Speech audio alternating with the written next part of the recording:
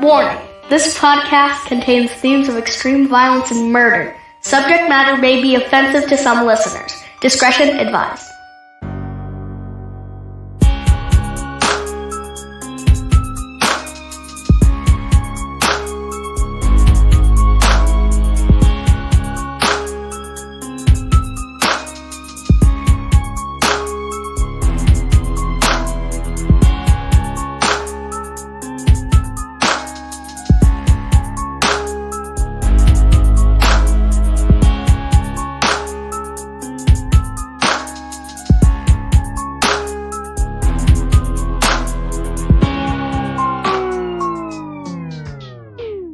Welcome to another episode of Evil Transgression, your homicide headquarters here in podcasting. I am Josh, and with me as always, Dustin and Rex. What's going on? Hello, I am Rex. I'll tell you what's going on. Yeah? No, let me tell you what's going on. Well, you can tell me and just okay. Bear with me. I'll wait. Bear with me. There'll be time for that. But we're back in the saddle. Had a little relapse. We did. Last week. Yep. That got called a scheduling conflict. You can call it what you want. I call it Dustin screwed everything up. It was not intentional, I promise. All hell broke loose. It did. We had no episode. We had no webpage. Our webpage blew up. For like a week. To no fault of our own. Right. Well, the website was no fault of our own. The episode was your fault. But we're back in the saddle, and it feels good. Oh, it does. I mean, I'm pumped. I'm energized. I've just got all this stored up. Wow. Just energy. Just release it all. I'm just gonna release it all over the place here in a minute. Just gonna let it go. Remember, Bukaki's ruined carpet. So, yeah, it feels good. I just wanted. It does. It does feel good. Yes. I just want to get that off my chest, and now you can bring in your downer. It's not okay. So we were off for a week, and it sucked. And like he said, our webpage blew up. Right. Not only that, but we had to deal with David Hasselhoff's son getting mad at us and telling us how crappy our last episode was. David Hasselhoff's son. That's what I'm going to go with because I'm not going to mention his name. Yeah. Oh, but can you at least give us a hint of where it's at? It is on Castbox. Oh, okay. So if you go on Castbox, you can see what I'm talking about. So can you at least read what it is? I'll let you know. It says yo. So therefore we already know we're going down the road of some real intelligent stuff. When you start off with a yo, that means you done effed up. Yo. I feel like is Bismarcky gonna jump out of the yo? So I got a yo. Let me know when y'all are done with the trash political openings and I'll start listening again. It's seriously bad. Ooh, okay.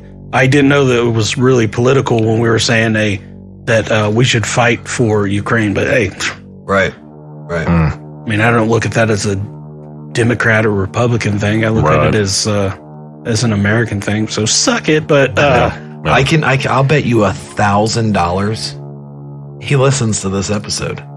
And he's tell your dad, we really liked his work on Knight Rider, not so much as Baywatch. Baywatch was crap. If it wasn't for the boobs, no one would have watched Baywatch. But Knight Rider was actually dope. It was, yeah. Yo, tell your dad. That was sweet. Oh, man. So that's all I mean, we can make you famous. We may not be big famous, but we'll make you Evil Mob famous. We'll make fun of you. Good stuff. Well, in all seriousness, I want to apologize if it hurt anybody's feelings that we felt that strongly about. He's being sarcastic. About Dustin looked at you like, "Are you serious?" I was waiting for the psych. Well, there's no psych. I don't want to hurt anyone's feelings. So yeah, well. Except for whoever wrote Baywatch. That yeah, they deserve it. But there was somebody in the back that when they were like, I have this idea for this show where there's going to be lifeguards and we're going to have all kinds of drama. And some guy in the back was like, this shit's going to suck. So he came up with the idea. He's like, hey, let's just have a bunch of boobs on there, too. And he's like, okay, if we have to.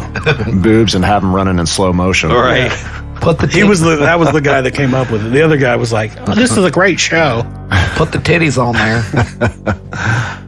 But, I mean, other than murder and careers, well, let's talk about murder on our own show today. Okay. We've got a good one. I know we say it a lot.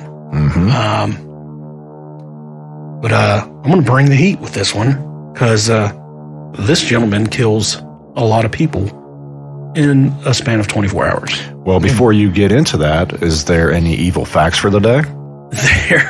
You know what, Rex? I was just so excited to just move along. He was so excited to just unload it all. Yeah. You know? Rex wants some evil foreplay. I'm going to give it to you. Yes. So here we go with some evil facts. Evil facts. The experience of intense sexual arousal upon being with a partner who has committed an outrage, cheating, lying, known infidelities, or crime, such as rape or murder, is called hybristophilia. Hybristophilia. I have never heard of that. Sounds like it hurts. This is also known as the Bonnie and Clyde syndrome, which sounds a lot better than hybristophilia. Yeah. It's easier to say, too. Hybristophilia. Yeah, I like Bonnie and Clyde syndrome better myself. British Dr. Harold Shipman is history's deadliest serial killer, murdering at least 250 people while working as a physician. What? Some believe it could even be as high as 459 people. Wow. He was sentenced to life in prison, but eventually committed suicide in his cell. Sounds like our current thing going on here. Yeah. With our doctor that killed a bunch of people. Yeah, but I don't think it was 459. No. That's a good number. Yeah. It's up there. You guys know who the Iceman is? Chuck Liddell. Other than the UFC fighter, the Iceman Chuck Liddell. Richard Kuklinski. Oh, yeah. I know who that is. The mafia guy.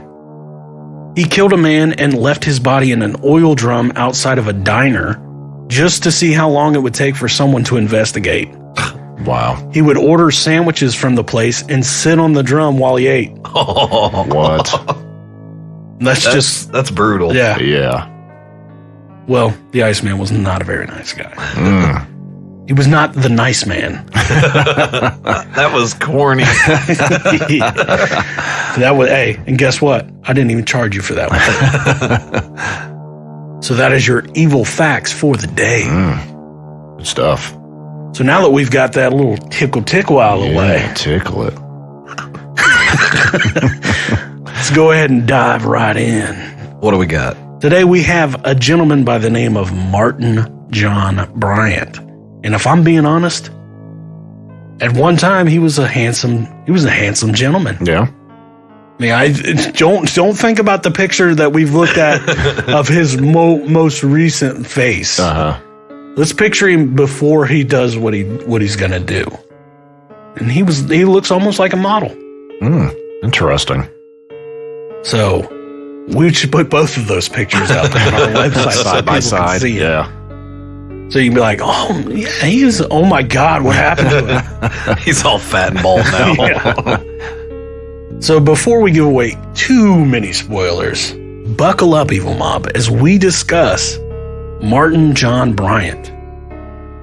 Martin John Bryant was born May 7th, 1967 in Tasmania, Australia. Hello, mate. I was waiting for something and I got a hello, mate. Down under. Bryant was the first child of Father Maurice and Mother Carleen Bryant. At an early age, Martin Bryant was known to be a handful, and I mean a handful. His temper was known to be unmanageable, and he was a distant child. At 16 months old, he had developed the habit of running away and escaping from his mother, which caused her difficulties in raising and looking after him. 16 months old, he's like, I'm out of here. Yeah. Take my bottle and my Teddy bear, see you later. And he's already Hell's on Wheels, right? Hell on Right, Wheels. yeah. But hang on, it's going to get worse. I can't wait. He was known to be a very violent and disruptive child as well. Even though he was known to have been bullied at school, he was also known to be the source of quite a bit of problems himself. In one instance, Bryant snatched the snorkel away from another young boy on a dive, causing the child to almost drown. Ooh. So he just ripped his snorkel out of his mouth? Yeah, while they're underwater, like, give her here. It's Dang. messed up. Yeah, it is. In another instance, he cut down a neighbor's trees. Just goes over and chops down his neighbor's trees while he's at work or something. He comes home like, the hell happened to my yard? Where'd my trees go? That Bryant boy again over there chopping down trees. He's like Dennis the Menace. Yeah. But he's going to get real menaceful. Uh-oh. By 1977, Martin Bryant was suspended from elementary school and sent to attend a special education unit at high school, where he continued to be a problem with his behavior and academics. In elementary school, it was discovered that Bryant had an extremely low IQ of 66 and possibly autistic. Wow. I mean, I'd say there's something wrong there, and I'm not a doctor. Yeah. Right. Chopping down neighbors' trees and trying to drown Drown kids. people, yeah. But we're talking elementary school. This is going on. But nonetheless, his father, Maurice, thought it was a good idea to give him an air rifle at the age of 14. Oh, makes sense. Great idea. Yeah. Why not, right? Martin Bryant soon made it a fun little game to shoot at traffic from a distance using his new toy. He also is alleged to have killed a parrot with it as well. Ooh. It is Australia. I don't know if there's like wild parrots in Australia, but just imagine having a parrot and come home and Petey's dead. Petey. Poor Petey. Is that Pretty bird. Billy in 4C? Bill. It's amazing that we're laughing at this because it's going to get real dark here in a minute. We'll laugh for now. As a teenager, Martin was accused of murdering his father. Yes, the same one who bought him an air rifle, but charges were dropped against him when it was discovered that Maurice had actually committed suicide. Or did he? Good question. At the age of 19, things took an unusual turn for Martin Bryant when he met a very wealthy woman named Helen Harvey. Helen Harvey hired Martin Bryant to be her handyman. Apparently, the term handyman meant a lot of things because many viewed their relationship as sometimes being more than an employee-employer relationship. Helen would take Bryant out shopping and spend thousands of dollars on him. Helen would even purchase more than 30 cars, all bought within a 3-year time period. 30 freaking cars. Wow. In 3 years. That's a lot. Yeah. He drove a car for a week like, I'm done with this. This is stupid. When Helen Harvey's mother, Hilza, died, Helen invited Bryant to move in with her. The two then moved out to the country to a small town called Copping. The locals in the area didn't care for the relationship that Martin Bryant and Helen Harvey had. Many, in fact, found it quite odd. On October 20th, 1992, Helen Harvey was killed in a car accident that many believe was actually caused by Martin Bryant. Upon her death, Bryant inherited Helen's estate that was estimated at $500,000. Wow. I figured it would be worth more considering she bought 30 cars. Yeah. Maybe it was more before she bought 30 cars. Could be. Martin Bryant was not very good with the money, it seems, because starting in 1993, he started burning through the money, taking several trips within a 3-year time frame. Bryant did not take the loss of Helen very well. Even if he really did cause it, he was still struggling with it. He had trouble making friends and usually targeted younger children that he was probably more mentally comparable to. Bryant became depressed and was treated for it with antidepressants, because that's what you do. Towards the end of 1993, Martin Bryant purchased an AR-10 semi-automatic rifle.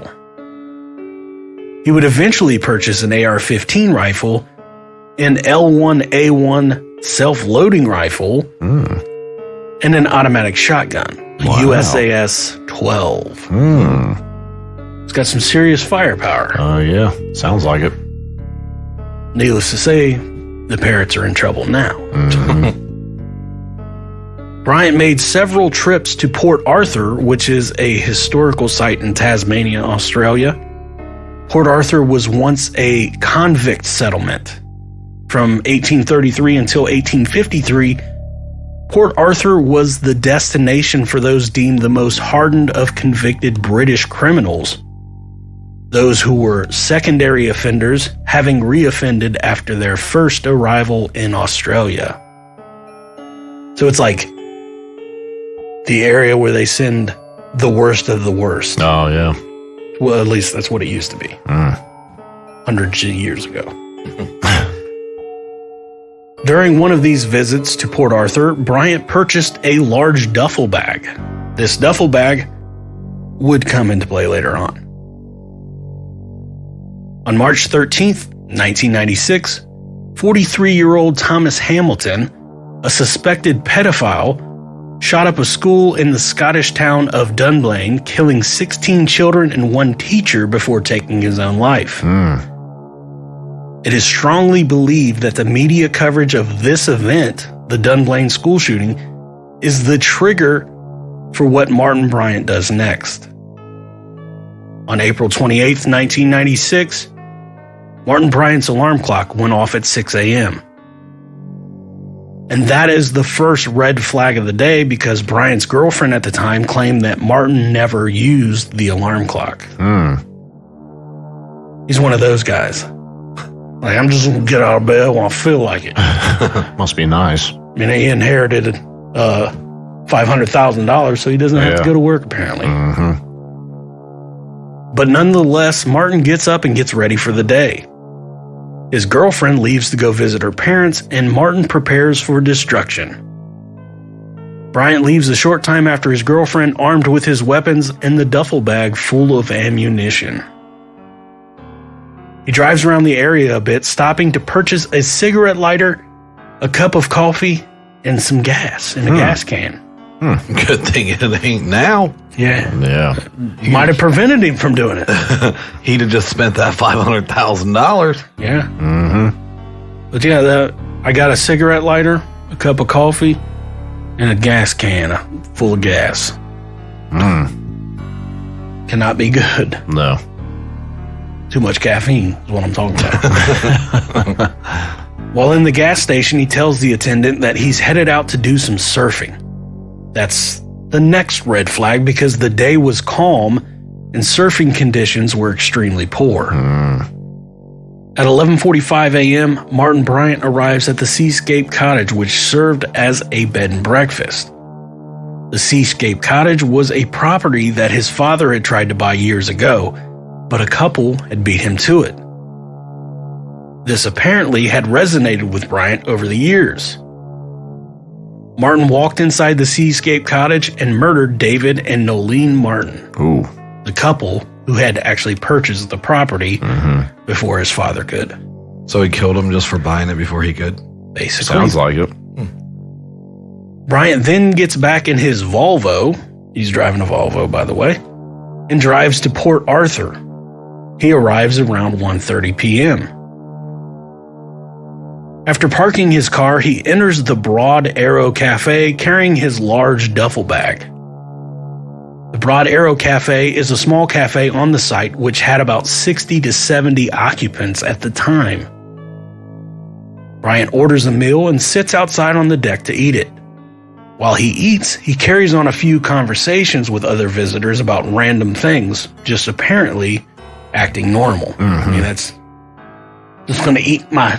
Well, I don't know what they would call it in Australia. I was thinking like English people would call it like fish and chips. Yeah, that's what I was thinking. That's what I was thinking too. I'm gonna eat my fish. They might call it something. I'm shrimp on the bobby.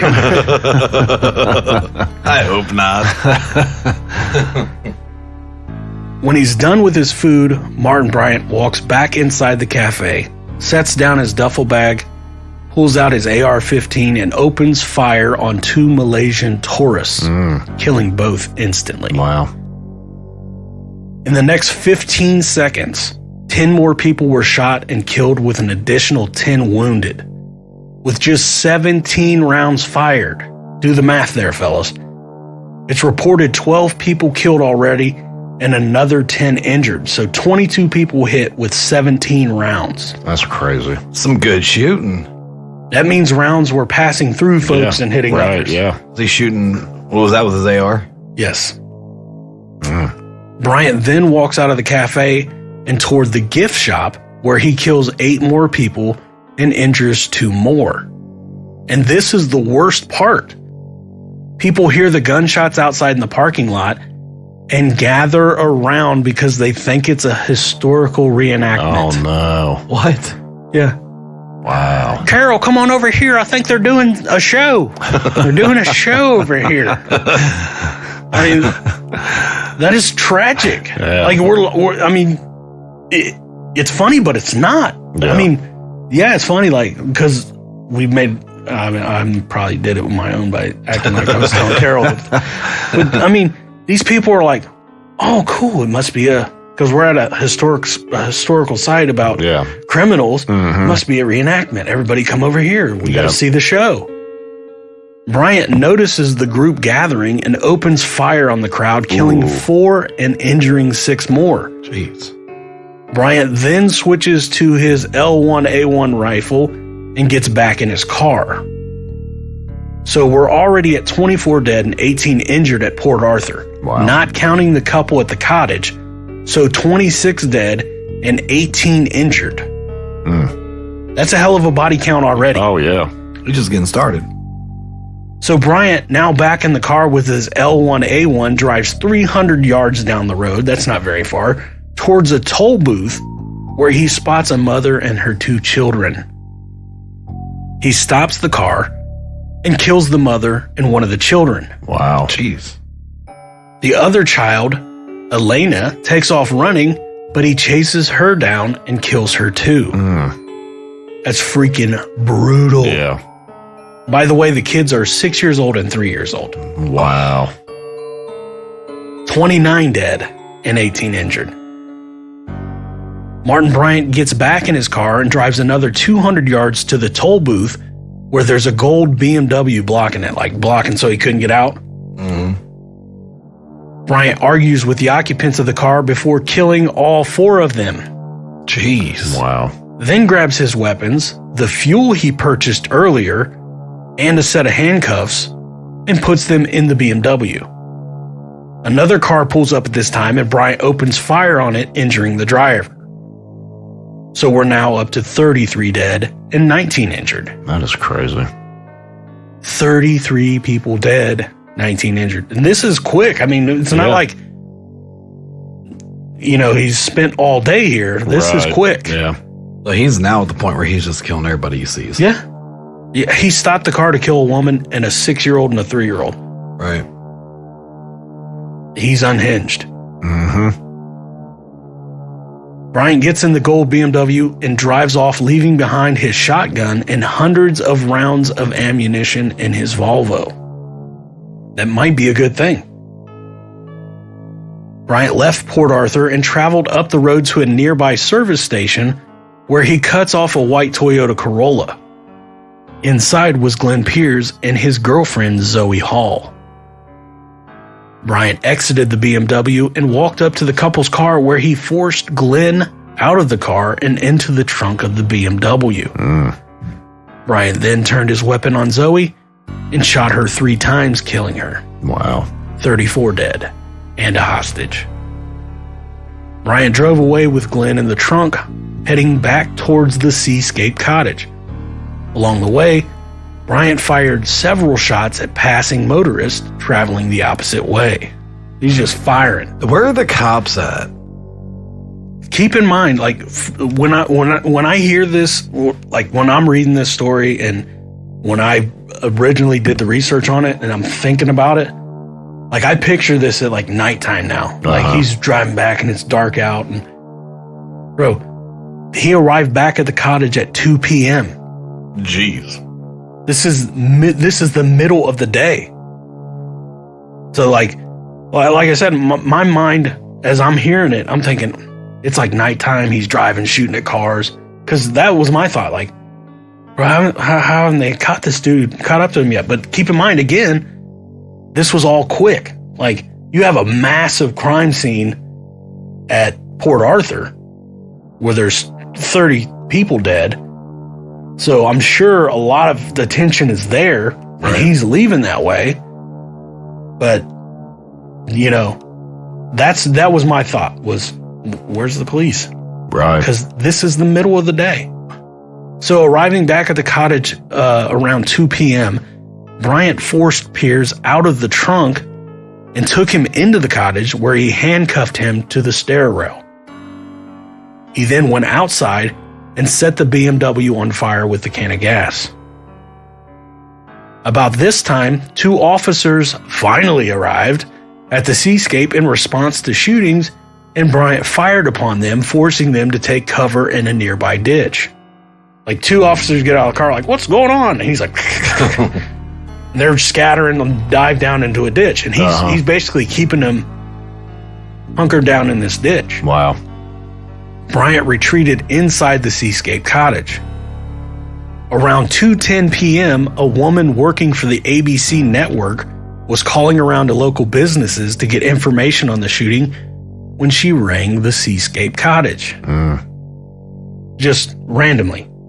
She's calling businesses. The seascape was a bed and breakfast in that area. Just by chance, happens to call the place where the guy's at. Bryant answered the phone and identified himself as Janie, and answered several questions before then telling the woman he would kill her if she called back again. What? And he would. Yeah. But I mean, she's having this conversation like, so what's going on? He's like giving her all these details. Like, there's a crazy man on the loose and blah, blah, blah. And she's talking to him the whole time. Wow. Bryant then called the police station, where the phone was answered by the girlfriend of one of the officers he had shot at and forced into the ditch. He assured her that the man was okay. During this phone call, he referred to himself again as Jamie. Pretty weird, right? Alter ego. This standoff goes on for hours. At 9 p.m., That's long. a Tasmania police special unit arrives on scene and rescues the officers that were in the ditch, getting them to safety. Hold on. So they was in the ditch for like 7 hours? They was in the ditch for like 7.5 hours, Wow. Jesus. Negotiations begin between the police and Martin Bryant, who continues to call himself Jamie. Now, the reason the special unit doesn't open fire and take the cottage is because they are afraid there are still 3 hostages inside. They think that, you know, that Glenn, his girlfriend Zoe, or no, they know that Zoe's gone, but they think Glenn and the Martin couple is still inside. Oh, okay. Unbeknownst to them, Bryant had shot and killed Piers sometime after he forced the officers into the ditch. So it's just Martin Bryant inside the cottage. Wow. But again, they don't know this. Right. So the standoff continues until the next morning, when Bryant sets a fire in the cottage's guest house and tells the police to come and get him in some elaborate plan to escape. Well, Bryant sucks at starting fires and actually catches himself on fire in the process, which leads to him running out of the house on fire, screaming for help. What a genius. I mean, that's something we can actually laugh at. Like, just imagine this idiot. That's all I picture is him running out of the house. Like, flames behind him.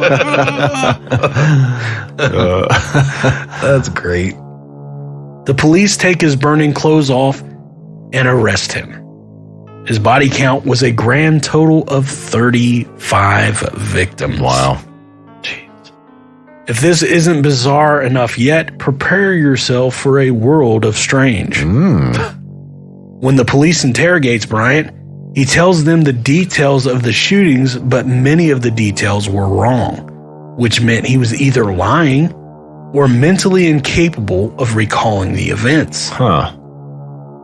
Surprisingly, Bryant was judged fit to stand trial, which began on November 7th, 1996. Way different rules than the United States, I'm assuming, because we spoke earlier about his IQ being so low. Right. Although it was 66, what's the cutoff here in America? 69. 70 something. Is it? No, it's like 70. I just want to say 69. Oh. Yeah, I mean, I know it's close to that, but Yeah, it's like 70 or 72, I think. Yeah. So, definitely different rules for us here. At trial, Bryant initially pleaded not guilty to all murders charged against him, but his court-appointed attorney convinced him to plead guilty to all charges. He's the guy's like, not guilty. Crazy. But again, it's going to get weird, guys, so stay with me. Okay. 70 to 75. Oh. So I'm assuming And you're at talking about the IQ. 76 or? 74. I'm right in the I was middle. trying to help you out. I'm right in the middle. So Bryant does plead guilty to all charges because of the court-appointed attorney basically telling him to do so. Bryant was sentenced to 35 life sentences plus 1,652 years in prison. Wow. Without the possibility of parole. Nice. All of which is to be served concurrently. So really, concurrently would be one life sentence plus 1,000. So technically, what are we talking about? 1,652 years? Because wouldn't that cancel out your life sentence? Yeah, man, he's eligible for parole probably after about 600 and some of those years. Yeah. Well, without the possibility of parole. Oh. The actual sentence basically is for the term of his natural life. See, Australia needs to get it together. They need the death penalty because when you kill kids, you deserve to die. Oh, for sure. Absolutely. 100%. Yep. For the first 8 months of his sentence, Martin Bryant was held in a special suicide prevention cell in pretty much solitary confinement. This was partly due to keeping him from hurting himself, but also from other inmates who had basically came out and stated that they planned to kill him when they got the chance. Nice. There's like, put him in Gen Pop. Watch what happens. Not only do you kill 35 people, but two of those The kids. were kids. Yeah, right.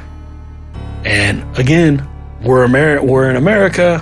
This is Australia, but I'm pretty sure it's probably the same thing where places like that don't really look too high at people that commit crimes towards kids. Oh, yeah. Any crimes. Children or women. Yeah.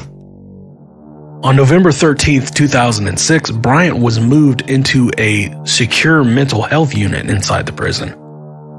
This unit had 35 beds for inmates with serious mental illness and is staffed with medical personnel. Now check this out.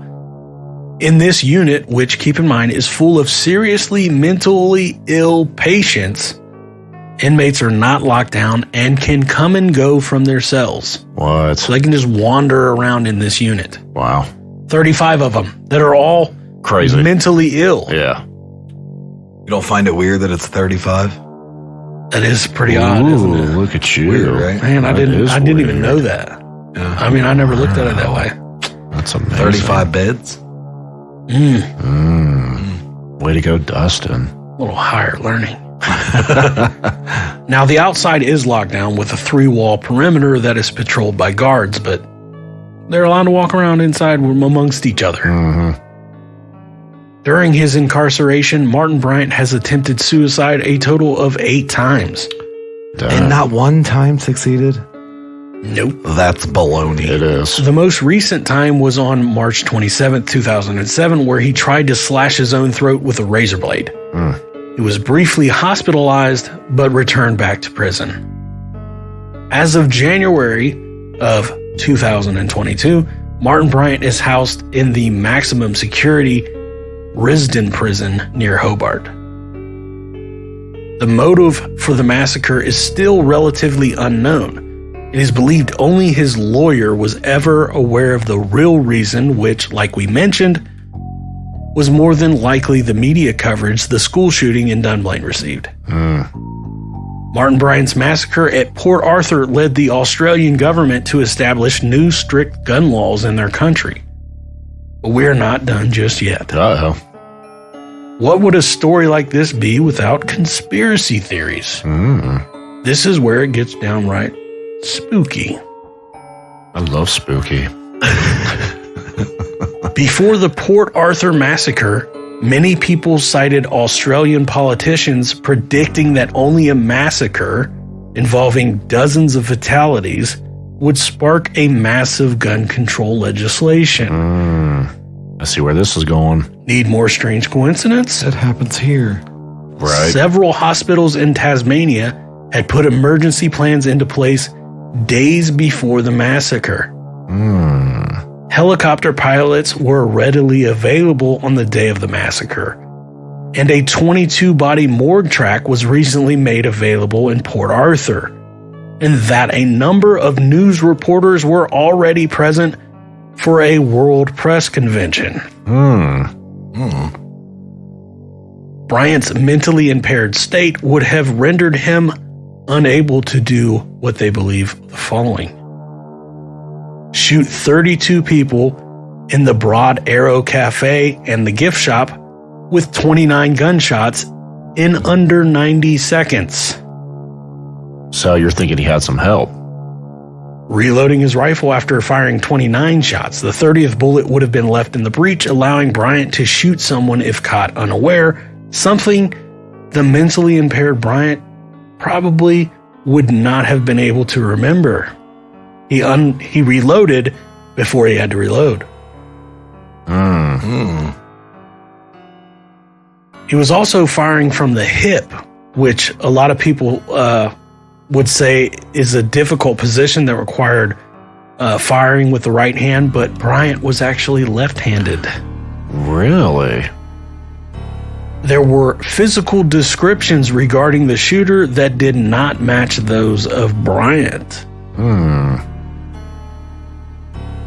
There's a number of evidence that didn't corroborate the details of the massacre, especially concerning the standoff at the Seascape Cottage. So, we have quite the questions there. And those are all conspiracy theories. Exactly. Exactly. I mean, he did run out of the Seascape Cottage on fire, so... Oh, that's great. Wow. But that is the story of Martin Bryant, a man that killed 35 people in a matter of basically an hour. Yeah. You know, it's crazy you talk about he caught himself on fire right now. I was actually just reading a story about a dude back in the 80s that killed a woman, and he went and got a tote, and he knocked on her door, right? She came to it. She made him leave. He came back with a tote full of gas, threw it inside her house, and her bedroom was right there, her window. It got on her. He lit it on fire, but when he did that, it came back because it got all over him. And he killed her, but he also killed himself. Wow. Like, Jesus. Yeah. Saved the state a lot of money. Right. That's a lot of people, though. 35 people, is. man. Yeah. Now, granted, you know, and it's a terrible thought to even try and wrap your mind around, but these school shootings and stuff like that, or mass shootings like in malls, and that's scary. 'Cause a lot of people can get injured or worse in a matter of seconds, basically. Well, I'm just hoping now with the new law here in Ohio, more people start packing. Yeah, I think it's kind of like, it's going to be like, fuck around and find out, because you don't know who's carrying them. Exactly. So, I like it. I have a different opinion of it that I will not share. I'm not as gung-ho as you guys are about it, but I think it's going to help. I'm just glad you don't have to have a permit now to do it, you know? well, that's my issue with it. There's really no difference in your 8-hour class and no permit because you don't learn nothing out of that. You learn your laws, and that is, to me, one of the most important things. Well, I would think anybody with some common sense should go ahead and learn. I mean, because I'm going to look it all up. You got to read and see what you can do and what you can't do with it. My class was based around the laws, because the problem, the issue that I have with the new law is, and I don't want to get too far into it because most of the people listening probably aren't from Ohio that don't have to deal with it. But basically what it is it's saying that you can conceal carry without having to have a permit, without having to have training, without having to really, I mean, you can go and purchase a gun as long as you're legally allowed to purchase a gun, right, and you can conceal carry it. That's your Second Amendment right. I'm all for the Second Amendment. Yay. Mm-hmm. My problem, my fear is that a lot of these people that are like, cool, I was never going to, do it because I had to do the training and blah, blah, blah. I'm going to go out and buy me a freaking High Point and stuff it in my waistband. High Point. Because they don't know the laws. And they think that the first time somebody gets in their face in public, like they're angry with them or has a disagreement with them, they can just I feel threatened. I'm going to shoot him. Pow, pow. And guess what, buddy? You're going to prison because that's murder. Because you don't know the laws. Yep. Right. But I mean, we've always been an open carry state. So if you open carry, and if you pull your shirt down over it, that's illegal. But if you have your shirt up, it's not. Right. It's the same concept. You're not gonna know. The people open carrying, they don't just shoot people. So I don't think it'll be a problem. I think it'll help. Time will tell. Yeah, time will tell. We'll revisit. We got 90 days. All I know is that you don't want somebody like Martin Bryant with a firearm. No, but people like him's going to get guns anyway. So they are. Just like your felons, they always have guns. Yeah. It doesn't matter what laws they try to pass to reduce guns. Yeah, people are going to get them. Yep. And it's usually the criminals. My thing when I think about these mass shootings and school shootings, and because we mentioned a school shooting on here as well, and I, as an American, we have a lot of that garbage that goes on in our country. It hasn't been as bad lately, thank God, knock on wood, wherever it's at. My main thing here is lock your freaking guns up. If you're not carrying if you are a responsible gun owner and you have your gun to carry or whatever the laws are, obey the laws, crank it up. I'm all for that. But when you don't have your weapon with you, or if you have an AR-15 at home and you're not carrying it around town, which I think those people are idiots, and we'll get on that another day, but lock it up. Oh, yeah. No one should have access to those weapons but yourself or another responsible adult that you trust to have that. I agree. These kids that can get in gun safes or get in daddy's closet and can bring these weapons out, it's negligent. Yep. And we're finally just now starting to see where the law's doing the right thing by saying, hey, in the case of the kid in Michigan that's at school, you remember that? Shot a teacher and one of the kids or something. They had that kid in the office. He had the gun in his book bag. Oh, yeah. They didn't check the book bag. Yep. Again, I don't want to get too far into the fact of who's to blame with the school or blah, blah, blah. I think there's a lot of blame to go around on that. And the kid, most of all, is at fault. Right. The kid's a dick for killing people. But these parents bought him the gun. Yep. Knew he had it. Right. They probably didn't know he had it on him. But the bright side of this horrible situation was that the law says, hey, guess what? We're going to charge you now. Yep. We're going to charge you as an accomplice to murder. Oh, yeah. Yep. And that's the way it should be. We've got to crack down on, I'm pro Second Amendment all the way. I love my weapons. I'm responsible with them. But to me, you have to have stricter punishments for gun crimes. If someone uses that gun in an illegal manner to take the life of somebody, it's clear that don't break it down into, well, you got self-defense and you got this. I understand that. But if we have these kids that go around and shoot in neighborhoods, or I've got a problem with Jimmy over there. I'm going to shoot at him. And they're shooting in malls now right outside of a children's clothing store. Mm-hmm. You need to freaking slap the law down on them and say, look, that dude actually got it. And it should. He did. It should. He got it. Yeah. We should have such strict punishments for these gun crimes. Yeah. But again, end rant. I'll get off my soapbox. All right. Bob, I told you I was amped up today. I guess so. Just let it all go on us. What you got for me, Rex? All right, go to our Facebook page, give us a like. Any comments, questions, or ideas, you can email us at eviltransgression@gmail.com. Dustin? Go to eviltransgression.com. Ooh, it's working. Now that it's back. Jinx. You owe me a Pepsi. Check out all of our links and everything. And also go to our TikTok.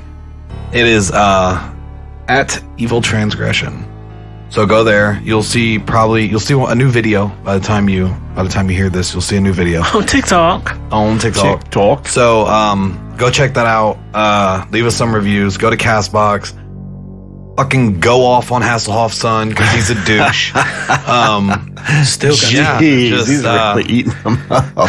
just go check it all out. Leave us some reviews. So sweet. Gosh, hit up that tip jar on on our website. Hit it hard. Give us like 50 cents or something sweet. So hard. We just had to renew that website, and it's not cheap. I didn't think it was going to cost us this much to be as awesome as we are. I know. Yeah. By now, I thought we was going to have sponsors just rolling out of our buttholes. I know. No. I know. All the time we've mentioned Wendy's breakfast. Nothing. Speaking of it, let's try Taco Bell. You tried it? Finally tried it. Didn't have that Baconator one though. I panicked, man. I just ordered something, but it was good. It was like some kind of chicken biscuit. Oh, you got the honey chicken biscuits? Yeah, nice. It was good. Those are good. The potatoes? Amazing. Money. I always get my meal plus a large one. Oh, I go fat kid whenever I get Wendy's breakfast. Nice. Love it. So sponsor Wendy's. Hey, you're from here too, so. Do you like Wendy's? Yeah. Do you like Wendy's nuts rub across your chin? Oh, got him. So until next time. See ya. See ya. Peace.